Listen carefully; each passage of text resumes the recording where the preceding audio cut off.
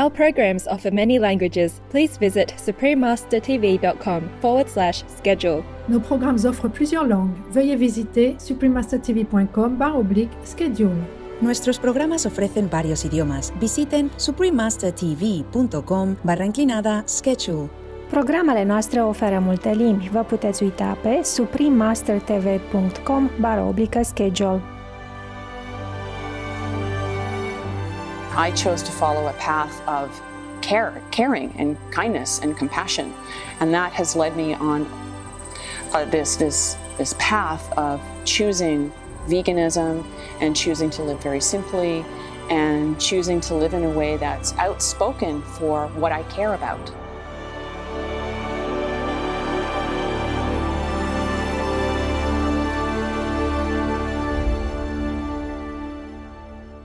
Deb Ozarko, Vegan, Is Our World Beyond Hope? Part 2 of 2. Continue watching to find out more.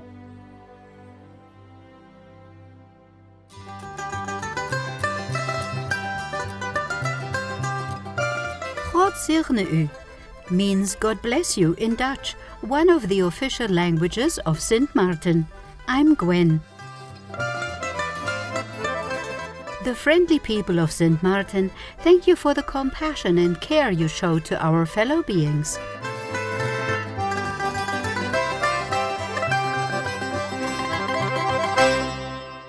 Munificent viewers, welcome to part 2 of Deb Ozarko, Vegan, Is Our World Beyond Hope? Ms. Ozarko is the author of Unplug and Beyond Hope, Letting Go of a World in Collapse. She is also a graphic designer, an Ironman triathlon competitor, the creator and host of the Unplug podcast, and an unapologetic vegan.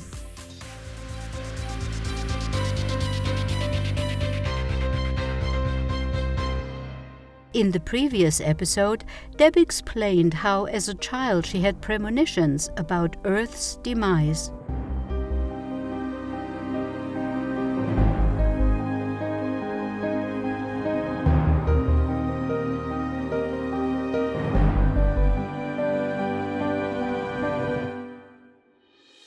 More recently, Deb had another experience that finally prompted her to write the book Beyond Hope and thus raise awareness about the critical condition of our planet.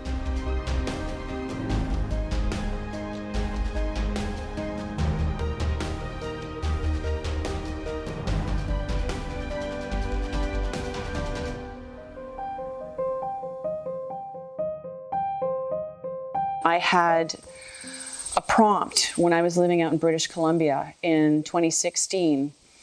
I started having premonitions, and that's what I'm calling them, but I had really vivid dreams, and these vivid dreams were all about the death of the ocean. And I had no control over this. It was just night after night after night, and I would wake up the next morning feeling this overwhelming sense of despair and this overwhelming helplessness and hopelessness. And I could not negate the truth in that deep feeling that just kept surfacing over and over and over again.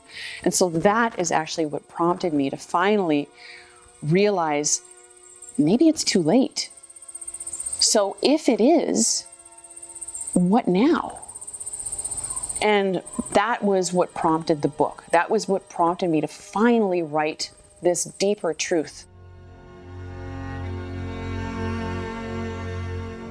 It was these premonitions, and then it started to actually play out in real life because I was living on the coast, so I was starting to see red tides. You would hear about red tides in Florida in like warmer waters, but red tides were starting to happen in the North Pacific where I was living, and I would see just like the ocean was covered in dead crabs, and it was covered in dead jellyfish. And I was starting to actually see these premonitions come to fruition. And I think it was 2017, the ocean turned this really bright neon green color, and it was actually visible from space.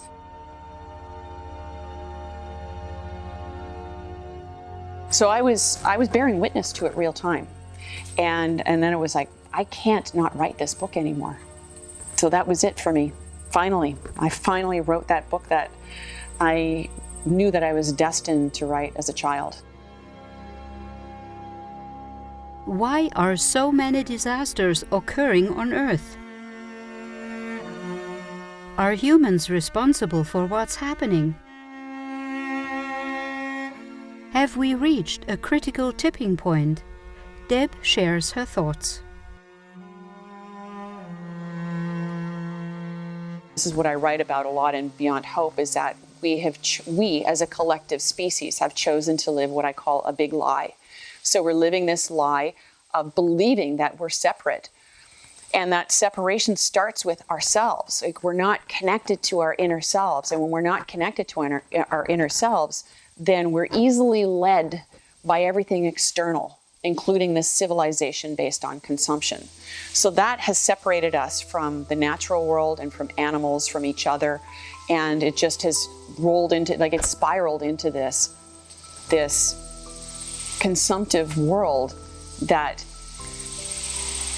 has created so many environmental disasters. I mean, when you rape forests, how can there not be a repercussion there? How can the actions of destruction not have a negative outcome? It just keeps amplifying and amplifying.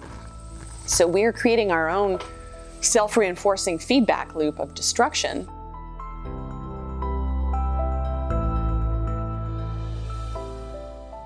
And I think that the Earth has just reached a tipping point where it cannot sustain this destructive behavior anymore, these destructive choices anymore. And so the way I see it now is, you can only pollute the ocean so much, you can only pollute the planet so much, and then eventually it just goes, wow, I can't take this anymore. And so there's going to be a reaction. So that's the way I see it, at least from a consciousness perspective, is that it's cause effect. So we're at cause for a lot of destruction, and the effect of that is what we're seeing playing out right now. And now I think, the Earth is a living organism. I truly believe that. It's got a life force of its own. It is life. This planet is it's got an intelligence, and just like every other living organism. So I feel like what's happened is that we've just created a lot of tipping points right now, and these self-reinforcing feedback loops are starting to feed into each other, and that's why we're seeing so much. So when you start connecting all the dots of planetary crises that are going on around the world, you can see we're living on a very unhealthy planet right now.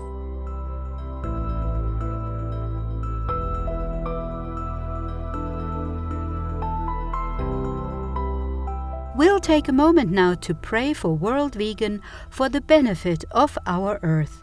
We'll be back after this message. Please stay tuned to Supreme Master Television. Welcome back as we continue our discussion with Deb Ozarko.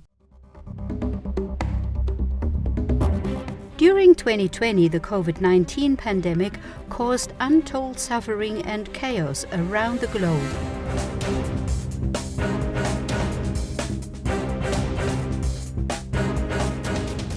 Is this pandemic trying to send a message to humanity?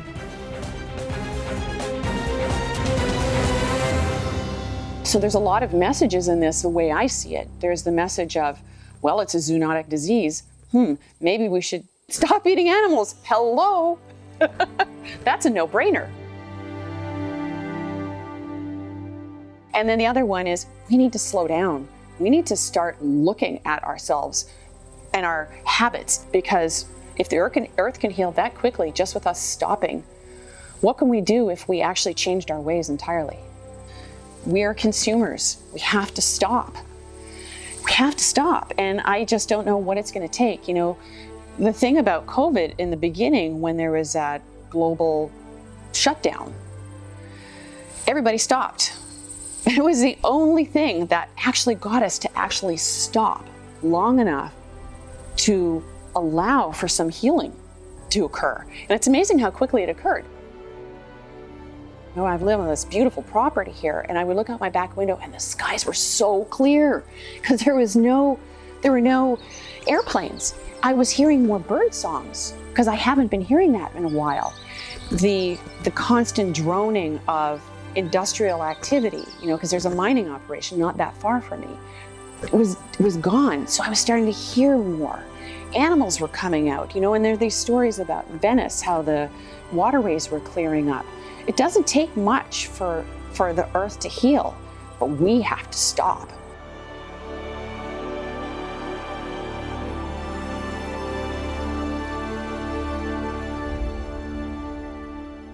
We asked Deb if the global adoption of a vegan lifestyle would be beneficial for the earth, and if so, what's the best way to encourage others to shift to this lifestyle?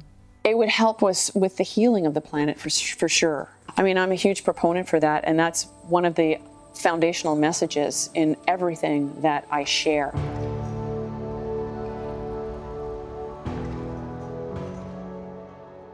And, you know, I've for the longest time, I was an animal rights activist. And my primary message was veganism, veganism, veganism. But I was pushing it on people. And there tends to be a repulsive effect, you know, like when you're pushing it on someone. And now I've switched tunes because I'm more self-connected. And really, I'm just living it out loud. And people are drawn to that.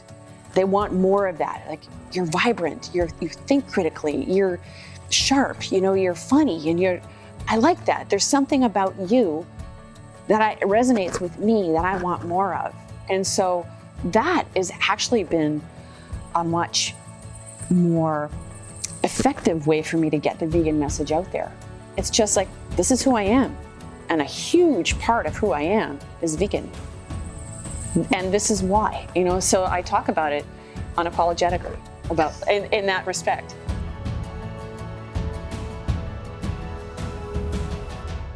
Through Beyond Hope, Deb hopes to raise people's consciousness about the critical environmental issues on Earth. She believes writing the book was part of her life's purpose. I do believe that it is part of my purpose for sure.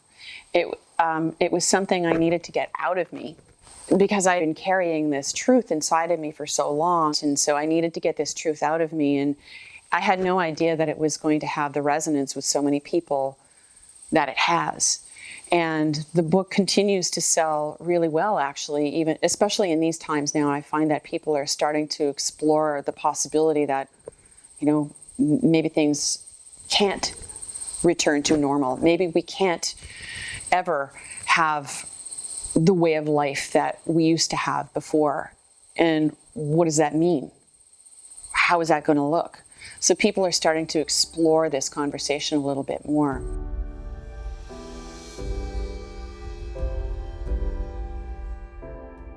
At the conclusion of the interview, Deb shared these final thoughts with our global audience. I chose to follow a path of caring and kindness and compassion, and that has led me on this path of choosing veganism and choosing to live very simply and choosing to live in a way that's outspoken for what I care about, in a way that's not confrontational, but in a way that's just inspires critical thought.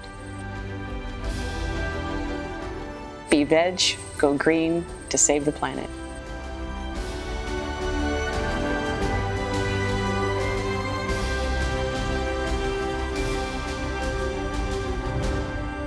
Many thanks, Deb Ozarko, for sharing your insights with us today. May you be blessed abundantly for being an inspiration to others.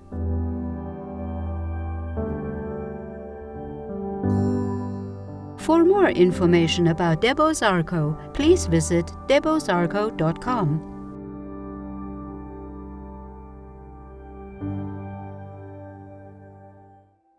Considerate viewers, thank you for joining us today.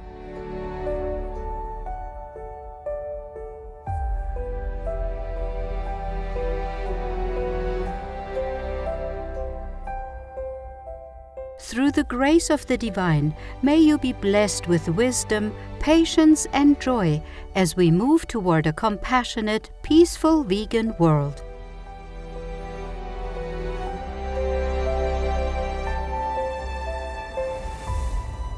Our programs offer many languages. Please visit suprememastertv.com/schedule and suprememastertv.com/PE.